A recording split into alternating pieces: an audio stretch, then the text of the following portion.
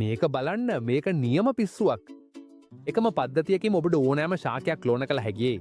පළතුරු රෝස සුවඳවත් ශාක අත්තික්කා ඔබට අවශ්‍ය ඕනෑම දෙයක් පස නැතිව අමුතු නිෂ්පාදන නැතිව සහ කිසිවක් වියදම් නොකර. ඒ වගේම හොඳම දේ ඔබට දැම්මම එය නිවස ඇති දේවල් වලින් කරන්න පුරුවන්. අද මම ඔබට ඇදහිය නොහැකි තරම් සරල ක්‍රමයක් කියා දෙන්න යනවා. වික් ප්‍රචාරකය තයි ජැනල් ක්‍රමය සමග ඒකාබද්ධව. මෙතරම් ප්‍රබල ක්‍රමයක් නිසා සති කිහිපයකින්ම ඔබට සුදු තද සහ සෞඛ්‍ය සම්පන්න මූල ලබාගන්න පුළුවන් මාරු කිරීම සඳහා සූදානම්. අවසානයේ දක්වා රැඳී සිටින්න මන්ද මම ඔබට ස්වාභාවික අන්තිබූන්තක ප්‍රතිකාරයක් කියලා දෙන්න යනවා. ඒක ඔබේ කඩුල්ලන් පිරිසිදු සහ ඉඳහිට හෝංගු නැතිව තබාගන්න උදව් කරනවා. අපි ආරම්භ කරමු. මෙම ක්‍රමය සඳහා ඔබට අවශ්‍ය වෙනවා ලීටර එකක් හෝ එකහමාරක් ප්ලාස්ටික් බෝතලයක්, උස වීදුරු කෝප්පයක්, පිරිසිදු රෙදි කැබැල්ලක්, ඉතා හොඳයි කපු රෙදි, කටර එකක් හෝ කතුරක්, හොඳින් සෝදාගත් ගඟේ වැලි, ඉදිකිරීම් වැලි හෝ මුහුදු වැලි වුවත් හොඳයි, නමුත් හොඳින් සෝදන්න. ස්ප්‍රේ බෝතලයක්, කුරුඳු කුඩු, අලෝවෙරා කොලක්, 300ට හෝ 10හි පරිමාණයක ඔක්සිජන් ජලය සහ කඩුළු දෙකක්, එකක් රෝස කඩුල්ලක්, අනෙක ලෙමන් ගස් කඩුල්ලක්. දැන් අපි මැච්චිය සූදානම් කරන්න. පිරිසිදු රෙදි තේරුවක් සෙන්ටිමීටර් 2ක් පළල සහ 20 සෙන්ටිමීටර් දිගින් කපන්න. ඒ ප්‍රමාණයට හොදයි. දැන් බෝතලේ මුදුන අරගෙන කටරකෙන් මැදින් පොඩි රන්දක් කඩන්න. ඒ රන්දෙන් අපි මැච්චිය හරහා ගණ්ඩා. එහි කොටසක් පහලට අතහැර පහලට එයි. අනෙක් කොටස කෝප්පය අතුළ ඉන්දී එතනට වැලි දමනවා. මෙය සරල රෙදි කැබැල්ලම පද්ධතිය යතුරු වනවා. මන්ද කැපිලාරි ක්‍රියාව නිසා ජලය ස්වයං ක්‍රියාව ඉහලට එනවා. එමගින් තෙතමනේ නිතර තබාගන්න පුරුවම් ඔකට හැමදාම ජලය දියනරකිව. දැම් බෝතලේ ඉහල කොටස එනම් කෝප්පේ තියන තැන කපන්න. ඒ ඔබේ මල්පැන් වගේ වෙයි එතැන්ට ඔබ වැලි දමනා. කෝප්පය මේසේ මත තබා බෝතලේ කපාගත් කොටස ඉහලින් දබන්න ඉවිට බෝතලේ මුදන කෝප්පය ඇතුළ ඉන්දී. ඔබ වැලි දමන විට රෙදි කැබැල්ල සිජුව තබාගෙන ඉන්න. කෝප්පේ ඉහලින් සෙන්ටිමීටරයක් හිස්ස තබන්න. රෙදි කැබැල්ල මතුපිට සෙන්ටිමීටර 2ක් පමණ යටින් වැළඳී තියෙනවා කියලා හොඳින් බලන්න. එවිට තෙතමනය සම්පූර්ණ වැලියට හොඳින් පැතිරෙයි. දැන් අපි කඩුල්ල සකස් කරන්න යනවා. එකක් රෝසමල් පැලයක්, තවත් එකක් දෙහිගසක පැලයක්. දෙකම සෞඛ්‍යවත් සහ අර්ධ දැවී ඇති ශාකා විය යුතුයි. කටරෙකෙන් අපි සෙන්ටිමීටර 3ක් පමණ දිගට එක කවුලුවක් සාදමු. පොත ඉවත් කර ලිය පිරිසිදු වනතුරු කැම්බියම් මෘදුව සූරා. කැපුස්ථානයට කෙලින්ම ස්වභාවික කෝමාරිකා ආලේප කරන්න.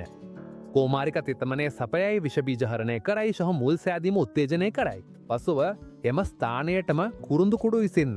කුරුඳ ස්වභාවික දිලීර නාශකයක් ලෙස ක්‍රියා කරනු ඇත.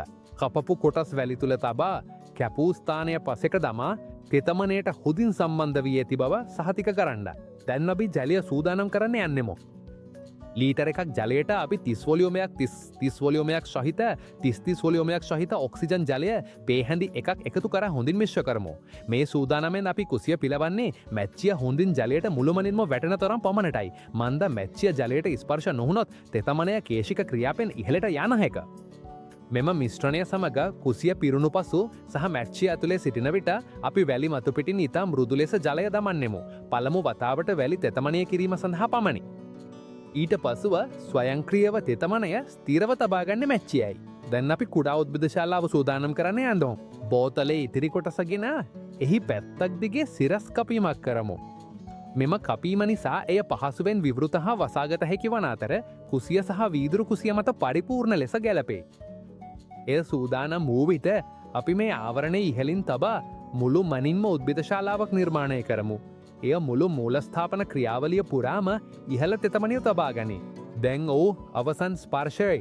අපිට සියල්ල පිරිසිදු තබා ගැනීමට ස්වාභාවික අන්තෆංගල් ප්‍රතිරෝධකයක් සූදානම් කරන්නෙමු. ලීටර එකක් ජලයට පොඩි කුඩු කරපු කුරුඳු ටිකත් එකතු කරලා හොඳින් මිශ්‍ර කර විසි කරලා දමන්න. ඊට පස්සේ මේ මිශ්‍රණය සුළු රෙදි කෑල්ලක් හෝ කෝපි පැරහන් එකක් කරහා පෙරලා ස්ප්‍රේ බෝතලයකට දමන්න. දින 3 හෝ 4කට වරක් වැලිත් කඩයිම් සැහැල්ලුවේ ස්ප්‍රේ කරන්න. මේක නිසා අම්බරැස්සම් පැමිණීම වැළැක් වෙයි සහ මූල ශක්තිමත් සහ සෞඛ්‍යවත් තබා ගන්න පුළුවන්. අවසාන පියවර ඔබේ ප්‍රසාරකයේ ආලෝකය තියර නමුත් ඍජුව නවන ස්ථානයකට තබන්න. මධ්‍යහන කාලයේ ඍජු හෙරුවෙලියෙන් වළකින්න. දවස් කිහිපයකට වරක් කුසලානයේ ජලමට්ටම පරීක්ෂා කරලා අවශ්‍ය නම් නැවත පිරවන්න. ඔබට වැඩිතරම් වාෂ්පීකරණය පේනවනම් ටික වෙලාවකට මූඩු වාරිනව වාතායනය වෙන ලෙස.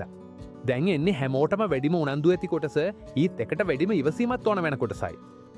ඔබට ඉහලින් කිසිවක් නොපෙනුනත් ඇතුලේ ඒ තෙත් වැලියේ අලුත්ම මූලව්‍යූහයක් හෙදමින් තියෙනවා. එනිසා ඒවා නිදහසේ තබාගණ්ඩ අත නොතබන්න ඉදිරියට නොගෙන යන්න දවස් දෙකට වරක් පරීක්ෂා කරන්නත් එපා.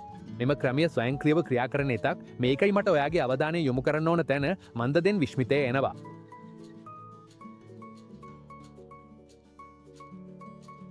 මේක බලන්න. මූල සුදු දෘඩ තද පරිපූර්ණ ලෙස වර්ධනය වෙමින් පෙනෙනවා. ඒ හැමදේම වෙන්නේ සෑම විටම තෙතමනය තබාඩත් මැච්චි නිසා. ඔයාගේ කඩුල්ල දැන් සාමාන්‍ය ශාකාවක් නෙවෙයි දැන් ඒක ස්වාධීනව වර්ධනය වෙන්න සූදානම් අලුත් තැලයක්.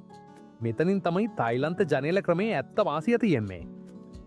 අපි කඩුල්ල තිරස්ස වැඩ කරද්දී එක පැලයක් විතරක් නෙවෙයි කිහිපයක්ම ලැබෙනවා. මූල වර්ධනය වුණාට පස්සේ අපිට හැම කොටසකම යෝන් පැලයක් ලෙස භාවිතා කරමින් තනකොළය විවිධ ස්ථානවලින් කපාගන්න පුරුවන්. සාම්ප්‍රදායික සිරස් ක්‍රමයකින් ඔයාට එක් පළතුරු පැලයක් විතරයි ලැබෙන්නේ. හැබැයි තයිලන්ත ක්‍රමයෙන් ඒ කාලෙටම අපිට පැල දෙකක් තුනක් හෝ තවත් වැඩිගණනත් ලැබෙනවා. මෙතනවාට පේනෝවගේම දෙහිගසත් රෝසගසත් එක්ක වැඩි නිෂ්පාදන වැඩි ප්‍රතිඵල ඒවගේම එකම උත්සාහයෙන් මේ විද්‍යයටම පහසුවම ඔයාගේ ප්‍රියතම පැල බහුලවීම් ස්වාභාවිකව අඩු වියදමෙන් සහ පාරිසරික හිතකාමීව කරගන්න පුළුවන්. ඔයාට මේ ක්‍රමය කැමතිනම් ලයික් එකක් දාන්න චැනලට සබස්ක්‍රයිබ් වෙන්න සහ කොමෙන්ට් එකකින් කියන්න ඔයා පළමුව ප්‍රොපගේට් කරන්න යන ඕන පළද කියලා. ඊළඟ වීඩියෝ වෙදි හම්බෙමු. ඔයාගේ කඩපැල හොඳින් ශක්තිමත් වෙලා වර්ධනය වෙන්න කියලා ප්‍රාර්ථනා කරනවා.